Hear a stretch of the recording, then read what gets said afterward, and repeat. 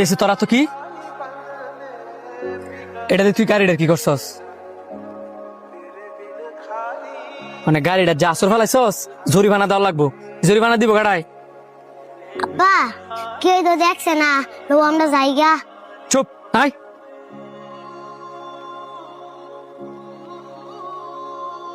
বড় ভাই, বাইরে যে নীল কালারের প্রাইভেট কার ওইটা কি আপনার? জি আমার। কেন, কিছু হয়েছে?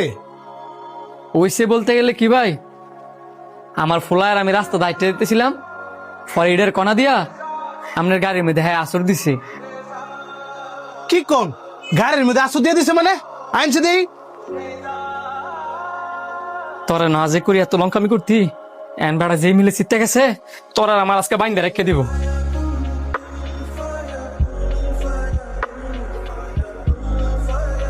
আপনার ফুলা এটা কোনো কাম করছে? গাড়িটার মধ্যে কত বড় আসর দিছে? ভাই আমার ফুলায় তো বাচ্চা মানুষ, হ্যাঁ বুঝা করে নাই। এন আপনার এই দায়িত্বটা সারাইতে কতটা লাগবো আমার এখন, আমি জরিমানা দিয়ে দিব। জরিমানাটা বড় বিষয় না, তবে আমি আপনার সততা দেখা অবাক হইলাম। আপনার ছেলে যখন এই কাজটা করছে আমি তো ছিলাম ওই ভিতরে, কেউ তো দেখে নাই। আপনারা চাইলে তো যাইতে গিয়ে পারতেন, কিন্তু তা না কইরা আমারে খুঁজে বের করলেন। কেউ দেখে নাই মানে? আপনার এই কথাটা হচ্ছে ভুল। প্রথমত আমার আল্লাহ দেখছে, দ্বিতীয়ত আমার পোলাইটা সাক্ষী। আমার পোলায় যে কাজটা করছে, আমি যদি এখান থেকে যাইতাম গা, তাহলে আমার পোলায় কি শিখতো বা ভবিষ্যতে কি শিক্ষা দিত?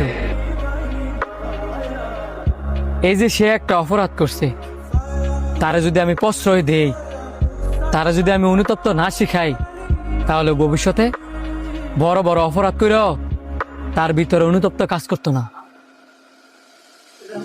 দেখেন, আমি আমার পোলারে এখন যেই শিক্ষা দিয়ে বড় করব, ভবিষ্যতে সে বড় হইয়া আমার ওই শিক্ষা অবলম্বন করে চলবো।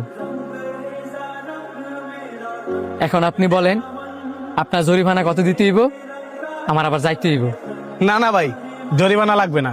আপনার কথাগুলো শুনেই আমার মন ভরে গেছে গা। প্রত্যেকটা বাবা মারই আপনার মতন চিন্তা ভাবনা থাকা উচিত। ধন্যবাদ ভাই। আঙ্কেল সরি বলো। Uncle sorry. আসো।